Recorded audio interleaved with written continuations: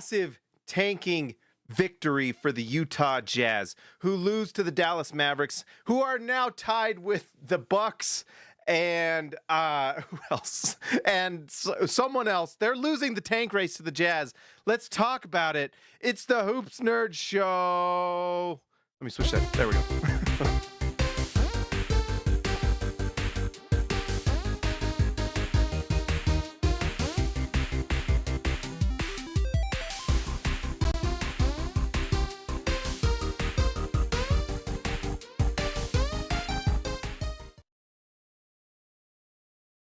Okay, sorry guys, I'm losing track.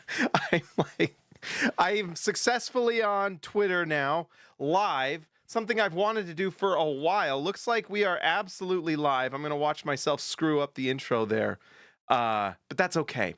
Anyways, the Utah Jazz lose to the Dallas Mavericks, but in another way, as in like from Andy Dwyer from The Office, but in another way, they actually won.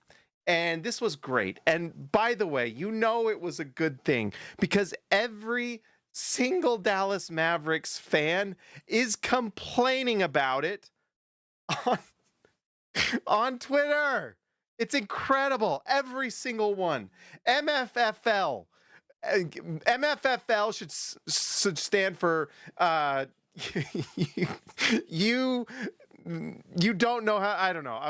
I gotta be clean. We gotta be clean on this show. But anyways, I could not be more happy with how things are going with the Utah Jazz. Now, I'm trying to, with going on both Twitter and YouTube here, I'm actually really happy that this kind of worked out. This is pretty good. I did a plugin in OBS. It's working. Jace, is it looking good for you on your end? It's looking good for me. And anyone on Twitter can obviously watch this too. So, fantastic. All right. So, the Dallas Mavericks proved that their depth right now is better than the Utah Jazz depth. I think during the broadcast, they mentioned that this is like one of the youngest lineups in NBA history the Jazz are running out there. Great. Fantastic. More of this. And I thought about it during the game. This was more likely kind of what I and a lot of other pro-tank people expected this lineup to be. You know, I thought 2 years ago the Jazz should have traded Lauri Markkanen, and at this point they should keep him because there's just no way you are going to get the value back if you trade him now that you probably wanted, nor do you need to, because what Utah's doing is now best of both worlds, and they're able to lose these games. By the way, the reason the Dallas Mavericks fans are so mad and so sad, too bad, so sad, MFFL, capital L for MFFL, right? Capital L. But anyways, what was I going to say? Oh, let's go to Tankathon right now. By the way, let's shrink this so you see less of my face and more of this glorious screen right here. Utah is now at 6th. They have a game between them and Charlotte, who's going to keep winning. They now have 2.5 games between them and Dallas. That is almost insurmountable with what Utah's doing now. Congrats, Dallas. You're now tied with Milwaukee and Memphis. Enjoy that. The Clippers are winning, but guess what? Now you've got other teams, it just takes one injury to Steph Curry, and these Golden State Warriors might push you even into the play-in. It's incredible. By the way, thank you, Jace is the ace. Thank you, Christian House Money. You guys are incredible. All the support of the show is phenomenal.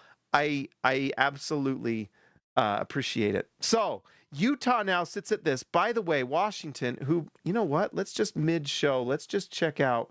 Wizards are up 1 on the Nuggets. Fantastic. Fantastic. And that's after they trade for Trae Young, who may end up coming for them. Now, I'm not a Trae Young believer. Thank goodness he's not on the Utah Jazz. He's going to be a bit of a floor raiser for that team. I'm watching that game tonight before we start this. Alex Sarr is turning into a legit player for them. He's really good. Like, very much probably should have been the #1 pick in that draft. He is a rim protector that can shoot, can do some nice things. Very good player.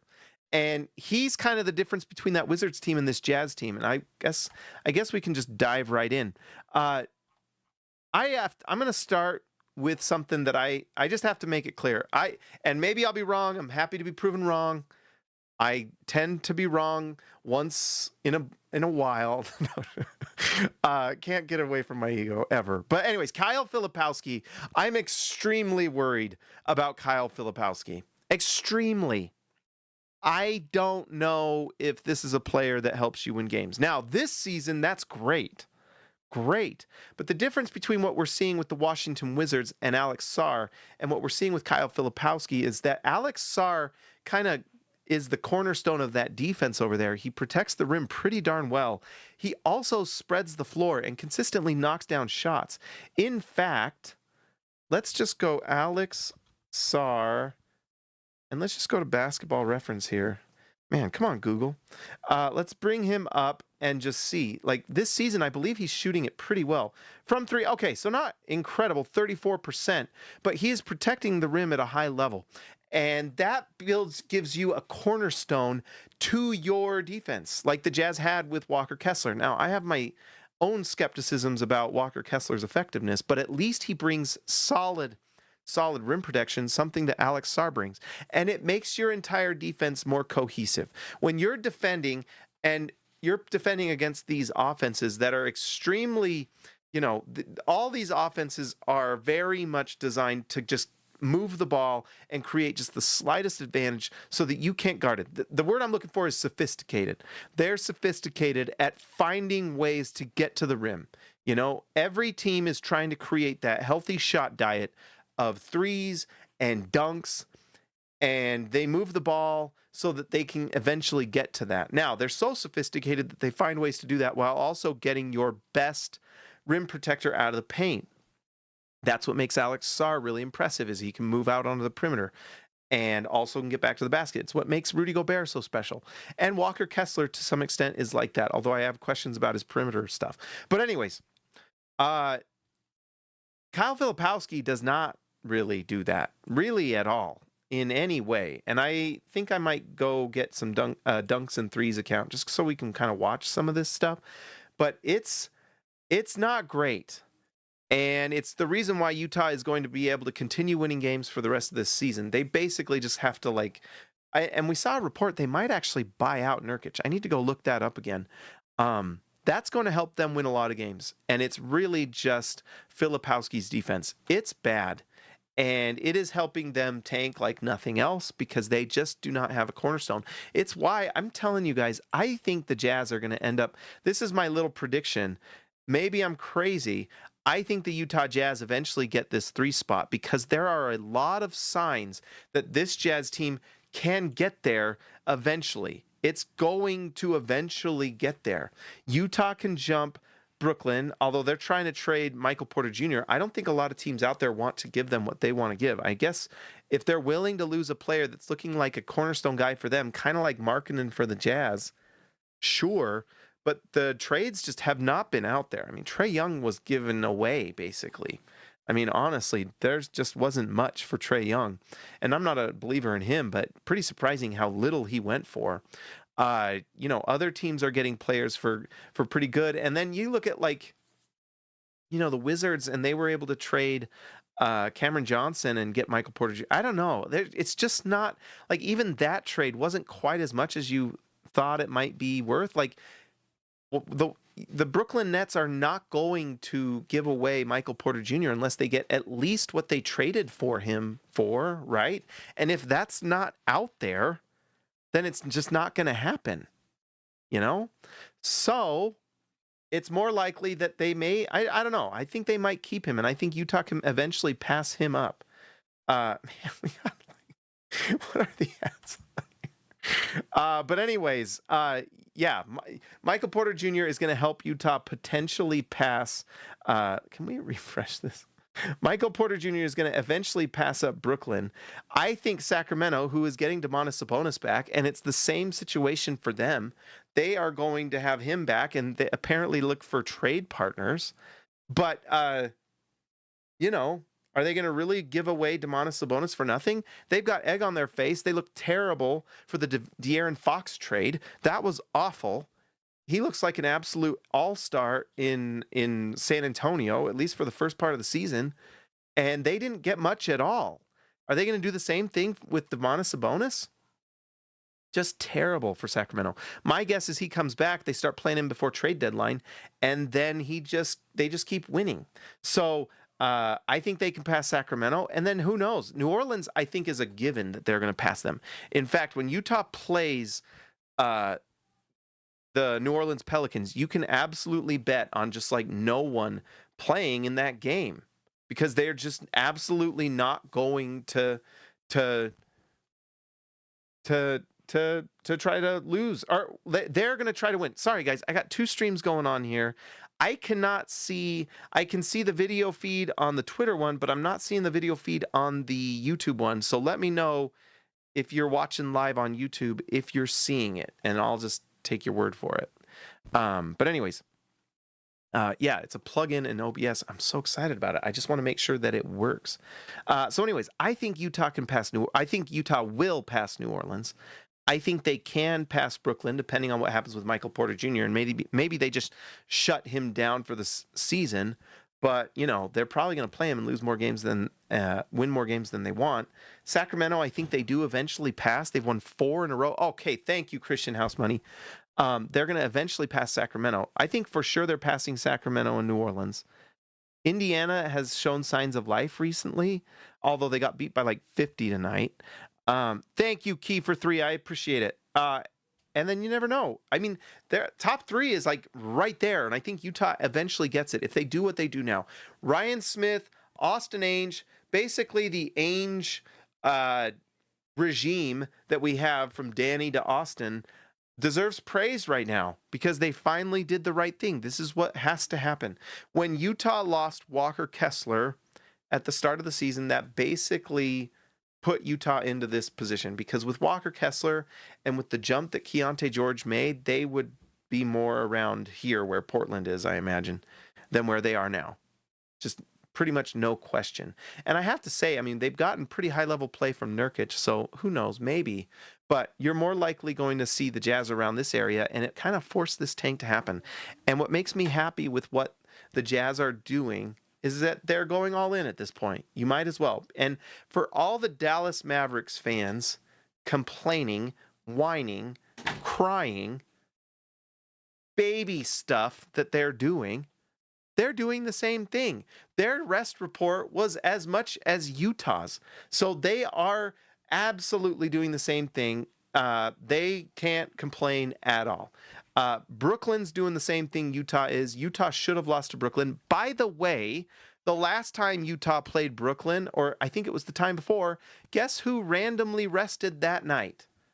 And Utah didn't rest, guys. Michael Porter Jr. So I don't want to hear a thing from Adam Silver and all his media cronies, the national guys that try to keep in his good graces. Spare me.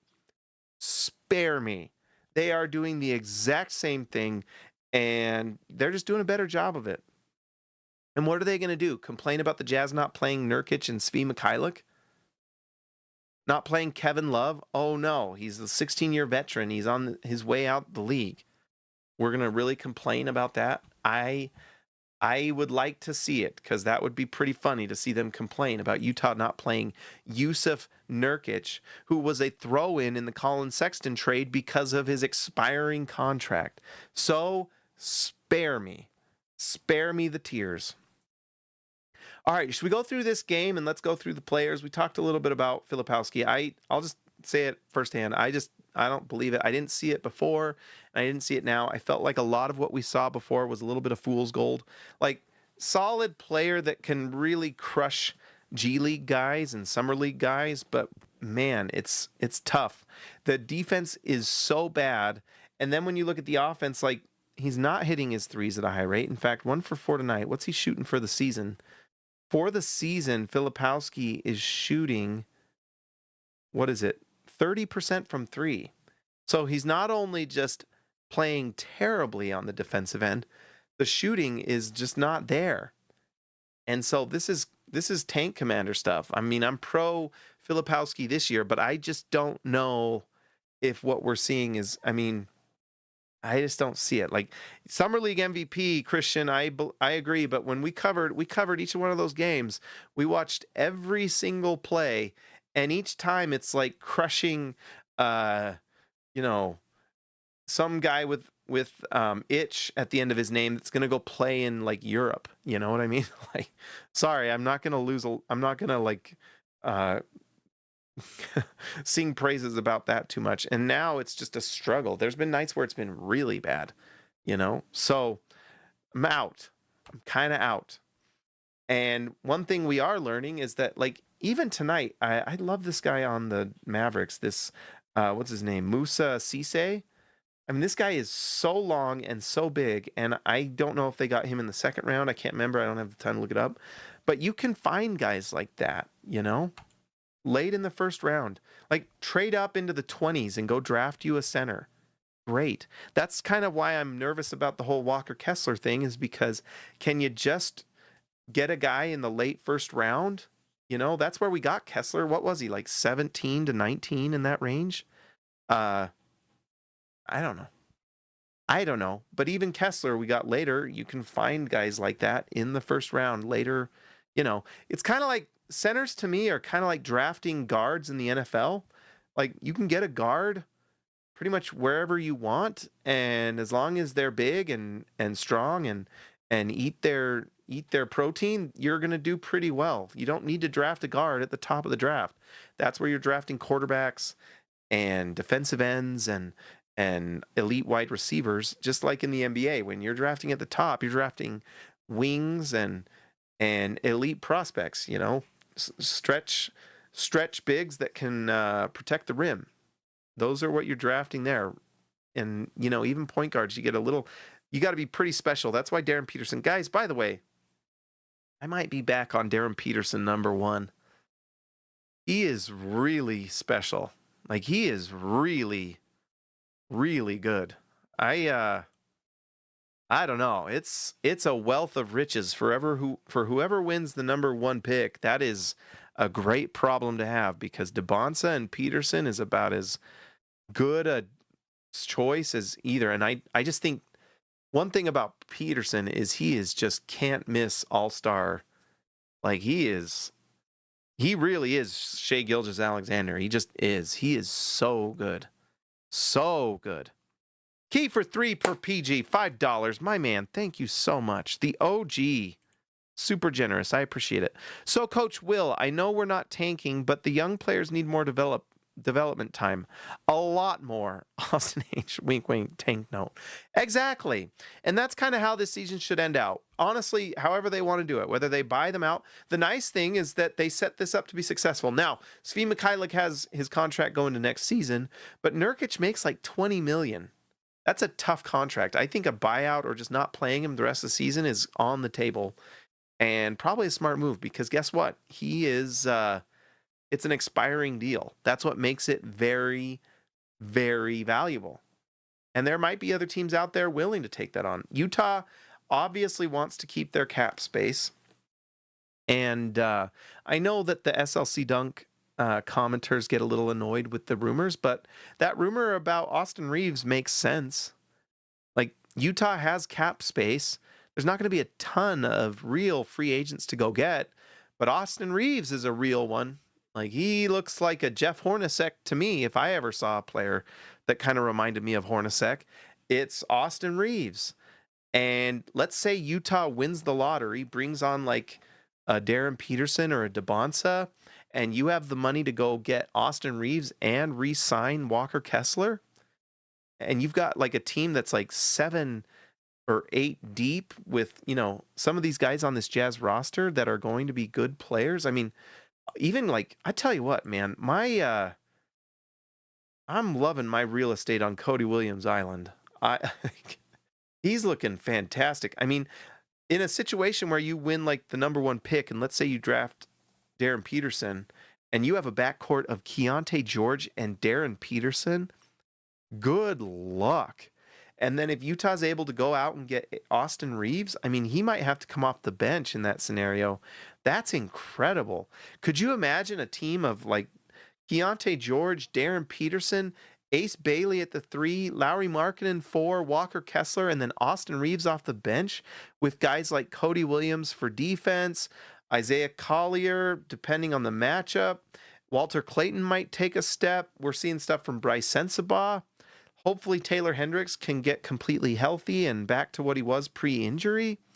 I mean, forget it. And then I guess you can just keep Svi Mikhailiuk too. I mean, that is a deep, strong team. Really exciting stuff. And that's a team that truly, I think Darren Peterson is that good that he could just come and dominate. The numbers he's putting up at Kansas are bonkers. They are bonkers. And the way he plays, he is just going to feast on an NBA floor. Dybantsa as well, with more space, and the way he draws fouls is just really elite. There's no bad choices, truly. The only bad choice is to not keep the tank going, right? That's the only bad choice. Let's see here. So Ace Bailey tonight, I mentioned him. He looked great tonight. He's still got a lot of growth to do, and that's totally fine. The handle's just not there, but that's okay. When he figures that out, and we talked about sophisticated offenses, when he figures out within the offense to be able to get to the rim and use that athleticism like he does on those alley-oops, it's going to be crazy. I just think that we're seeing all the right signs for a really good player. How good he becomes, we'll see, but he's a player, like, we're seeing the signs of a winning player because he plays defense, he rebounds, he is an unselfish player, moves the ball, makes the right play. He's going to be really good and can only get better. It's exciting stuff.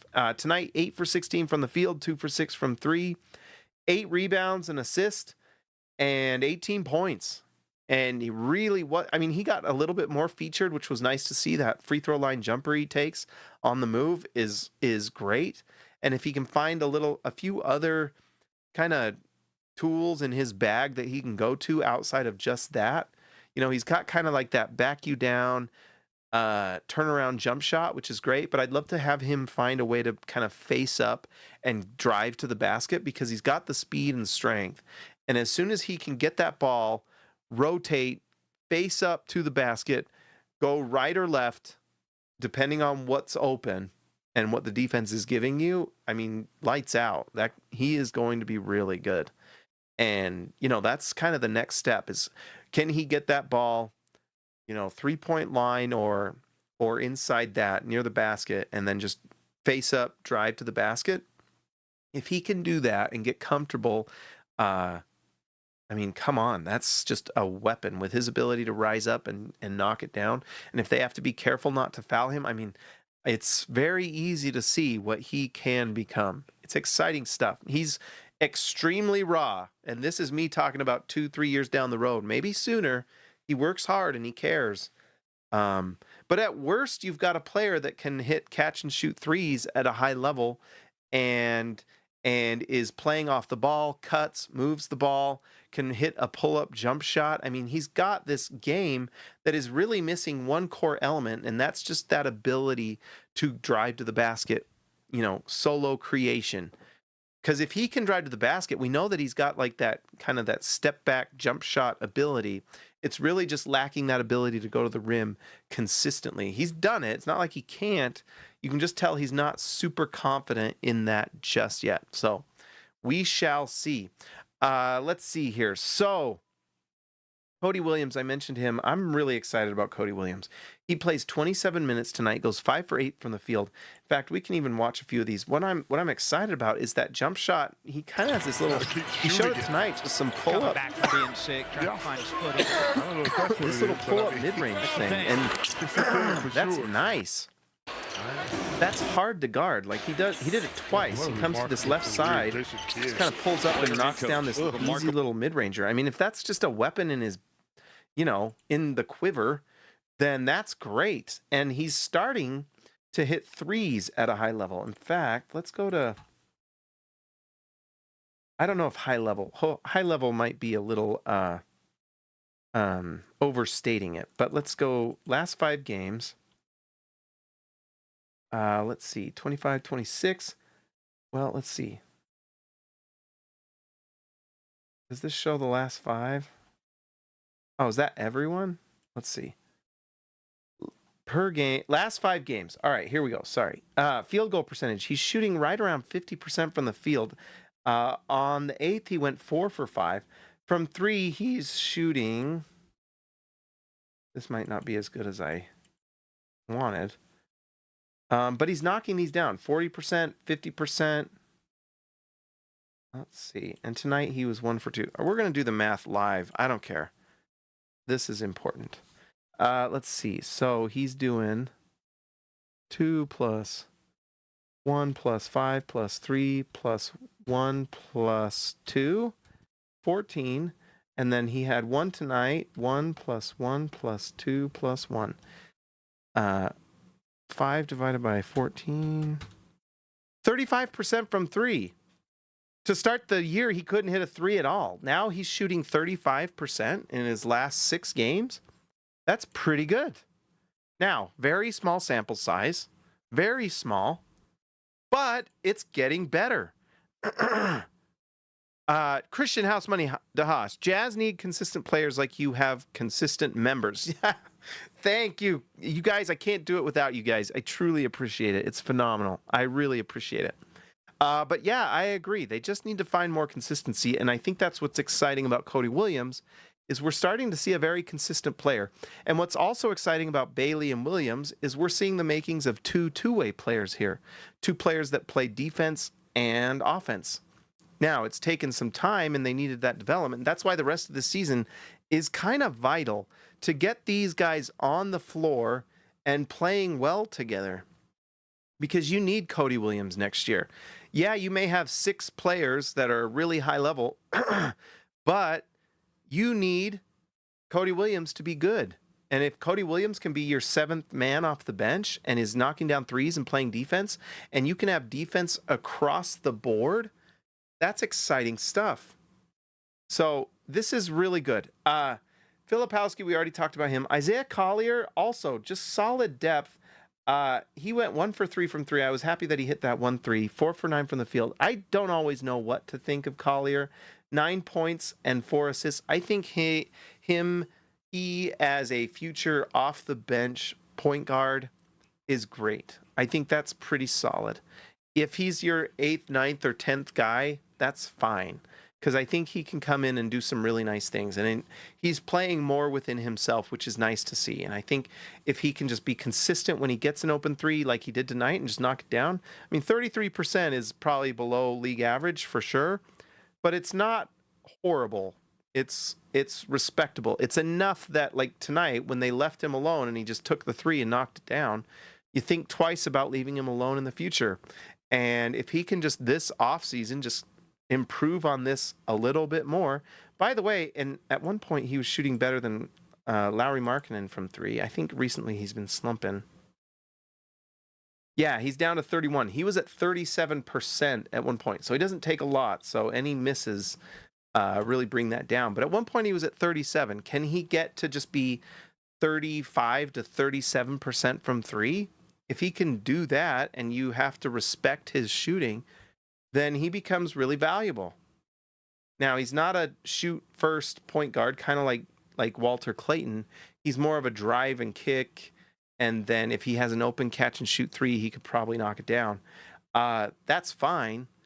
But yeah, I think he can be really consistent for the future. He's definitely someone you're not giving away for free, and you're going to probably re-sign him. And you can probably keep him for relatively cheap. Like, can you get him for single digit millions? Can you keep him for like $5 million a year for like 4 years and give him a $20 million contract? Maybe. I'm sure he's not going to turn something like that down. I don't know who else has been, going out of their way to pay Isaiah Collier. So you can probably keep him for pretty low money.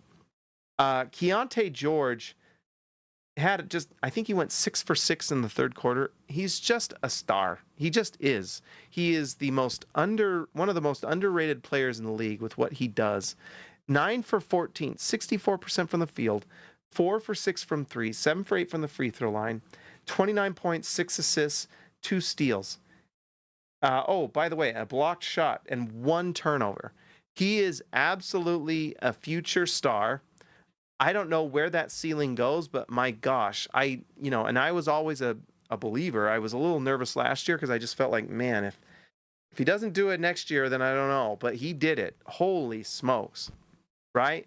We saw in his first 2 years, if you were watching, that he could get all the shots he wants. There isn't a shot that Keyonte George can't get, whether it's driving to the basket, 3-level scoring, 3-point, mid-range, floater. He draws fouls. I mean, he's like a 4 or 5 level scorer, really, if you consider drawing fouls and floaters. So he's absolutely looking great. And the thing that's gotten so, for me at least, that I was begging for last year was just to be more pass first. And that's what he's done. He's just making the right play more and more and more. And his shot selection is so much better. He just rarely takes bad shots. And sometimes it's easy to say that if he's making them. If he's making the shot, then it's not a bad shot. But last year there were some shots where it was like, oof, could have done something different. And, the 6 assists shows that. He's making the right plays. He is elite at drawing fouls. It's really clear the NBA has stopped calling so many, and for the fact that he went and got 8 tonight, 8 free throws, is great. So he is just making the right play. This is just such a good sign for the future.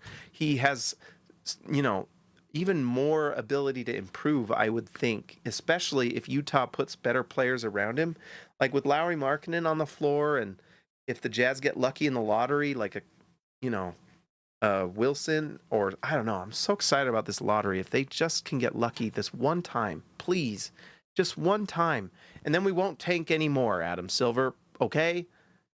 Just give us this one thing, okay? The NBA has taken so much from us, so much. You took away the 3 in the finals that we all know was in. You took away a lot. You can give us this one thing. You took away Magic Johnson, gave him to the Lakers. Should have been in a Jazz jersey. You can give us this one thing, please. Okay? Anyways, one of those things that's really great for Jazz fans is Keyonte George. Like I mentioned, Walter Clayton, who I think is kind of an outside-in point guard. In some ways, he might be more of a shooting guard. I don't know. But he's got to be allowed to develop as well. He's been really slumping lately, although look at that, leads the team with 8 assists. He's making the right plays. It's just, I guess we should just say the shooting itself is just not quite there, and he's got to figure out how to score inside. It's just not the same as college. You're just not bigger and stronger and faster than a lot of the guys you're playing. This ain't Ball State, right? You're playing the Mavericks, and so... Yeah, right. Key for 3. Agreed. And by the way, $2 is so generous. Thank you for the donations tonight, Key for 3. I appreciate it. But yeah, you took away the push-off foul on MJ. Exactly. Can we have one thing? We gave you that iconic Jordan moment. You can give us Darren Peterson or AJ Dybantsa. Okay? Sorry, I got a cough, guys. I'm still not quite over this. Anyways, I think Walter Clayton is going to be fine, and I think he's good. He's just slumping. He has games where he looks out of this world, and then he has games like tonight and even on a night like tonight where I would say he didn't play well, it's more I should just say he didn't shoot well. 8 assists is good. He did have a couple turnovers. I would just like to see him be a little more consistent, but that's, he needs to develop just like everyone else. Bryce Sensabaugh, it looks like he might be out with injury for a little bit. He landed on his hip or something, and I think he might have gone back to the locker room. But he has been scoring the ball really well. 25 points, 10 for 20 from the field. 20 shots is a lot. That's a lot. And he goes just 1 for 7 from 3, 6 rebounds, 2 assists. He does get kind of that, those blinders. He doesn't really make others better. And that's the thing that I've always complained about with Donovan Mitchell when I was hoping that he could become what Keyonte George is becoming, a legitimate point guard. Donovan Mitchell is not. Donovan Mitchell is out to get his shot, and Bryce Sensabaugh is out to get his shot. Now, when he's shooting like bonkers, that's great. But if you're not shooting it great, let's say you go 1 for 7 from 3, and you're not playing great defense, and you're not really moving the ball, and no one knows if they're going to get the ball if they pass it to you, if they're going to get it back. That's tough. So he's got to figure out how, like, this is something that Keyonte George has improved on too, is like, do you need to shoot it 20 times? Can you shoot it 12 times and maybe have a 3 or 4 assists and just play within the offense a little bit more and make sure that these shots, like, did you have to take 7 if they're not falling? Can you actually drive to the basket? Now, there may have been a few shots that were into the shot clock. I can remember at least one, but not all of them. And maybe you can, it's very one note, pun unintended. 25 points, great, but look at this. Keyonte George, this is an example of empty calories and good calories. This is the difference between regular Mountain Dew and Keyonte George is this beautiful, wonderful Baja Blast Zero. Delicious, wonderful, no calories. It's just pure efficiency. 64% from the field, 66% from 3, takes 8 free throws. He scored 29 points on 14 shots. And then on the other hand, you have 20 shots to score 25 points. That is not efficient. And then when you're considering that he has just the 2 assists and you got Keyonte George with 6, we're just not talking enough about how good Keyonte George has been playing. Now, consistency is the name of the game for him as well. He just obviously needs to improve it also. But it's just, we aren't talking enough about how good Keyonte George is playing. He's going to be absolutely an... Predictions for next year. Utah Jazz make the playoffs. I think they'll be the 4 seed. Keyonte George makes the All-Star game. And Darren Peterson, Rookie of the Year. How about that? Wouldn't that be the most fun? I believe. Kyle Anderson, we've talked about it. There's not a lot to say other than he's just he's a winning player. In a game the Jazz got blown out, he was a -4.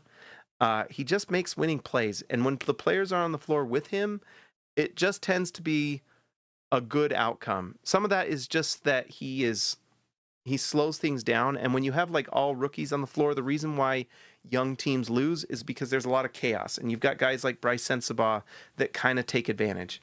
Whereas if you have Kyle Anderson, it's kind of like an orchestrator at an orchestra. He kind of is able to get everyone to play their parts of the music, or the jazz music, we should say. There's the metaphor. And he just orchestrates really well, and everyone kind of fits into their roles really nicely. But when he's not on the floor and you don't have Keyonte George on the floor, it's just chaos out there. And so he's just a nice player. If I'm a team out there that wants a little bit more consistency, then I think he's kind of a guy you want to look at. Taylor, by the way, guys, I got a text I got to read here. Sorry, really quickly.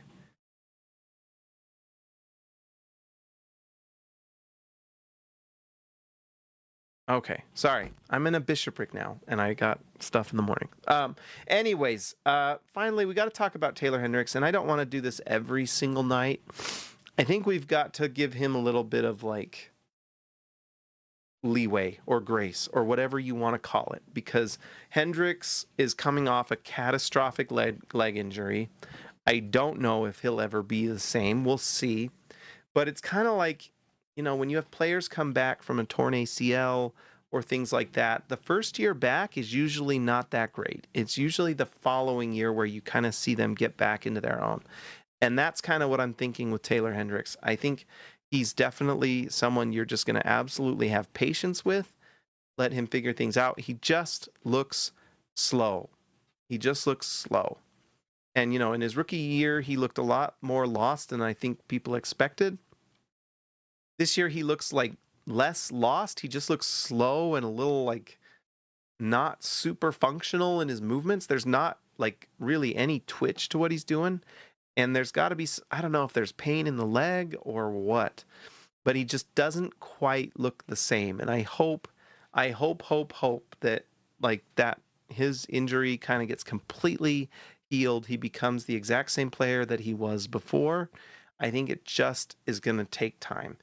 And so that's all we're going to say. Now, next year, if at the end of the next season we're just not seeing any sort of development or growth or whatever, then maybe we start to get worried. But as for now, I personally, and maybe he can't, but I would love to see Hendricks get more Filipowski minutes. The plus minus is not going to change much. Well, he films one commercial and then they play it a million times. But Taylor Hendricks, he's got to. I think he needs a little grace because I'm sure it's not quite there yet. The injury has got to be pretty rough. So, anyways, Taylor Hendricks. I don't think we're going to judge too much. One thing I will say is his shooting has been pretty good. The 3-point shot, at the very least, is going in. He is shooting for the season. It went down a little bit recently, but 37% from 3. Pretty nice. And it's kind of like his sophomore season in a way, right? Because he didn't really get to play a ton his rookie year because of that dumb halfway tank the Jazz did. But just got to give him a little time. Because players like that who can shoot and are athletic and long, you don't give up on guys like that because you never know if they turn into something. I would 100% give Taylor Hendricks another contract after this one.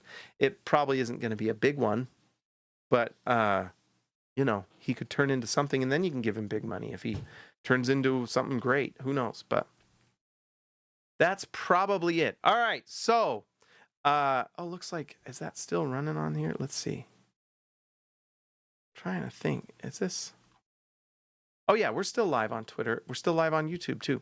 All right, guys, I think that's it. Let's I'm gonna put the music back up. We gotta see what would happen. Oh, really quick. Yeah, we already talked to the Tank, so we're good. But I love that Dallas is now tied with Milwaukee and Memphis. They are crying their eyes out. All right, the lottery was today. What would happen? Utah jumps to 3. Woo! All worth it, baby. Utah gets the number 3 pick. Everything is worth it. We all rejoice. Atlanta gets their pick to San Antonio. That sucks a lot. And New Orleans gives their number 1 pick to Atlanta. That's crazy. This is like the craziest outcome ever. But if Utah gets the 3, they can pick between Cam Boozer. Probably can't hear me. There we go. You probably pick between Cam Boozer and Caleb Wilson. I really love Caleb Wilson. So we'll see. But that's phenomenal. All right, let's go shout out to the All-Stars. Thank you so much for your support. I really appreciate it. If you'd like to support the channel, I personally would be very grateful. We're going to start doing more for the members. I just got to do it and just provide more value to you guys. And so, we'll see. I got to keep doing those Q&As. Those were pretty fun.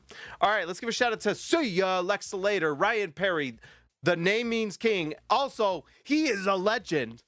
Jace the Ace Garner, Steve Areno, Stu Sir, Let Him Cook Sturdy Pots, Ezekiel Ricibe, the man from down under, Tyson Price, The Price is Right, Jordan the Goat, Besserell, Christian House Money to Haas, Robert Hall of Fame, Arcs Poetica, Austin R. Grant, the editor extraordinaire, Kiefer3 at PG, the OG. Thank you so much for the donations, and Patrick Kubo, the connoisseur.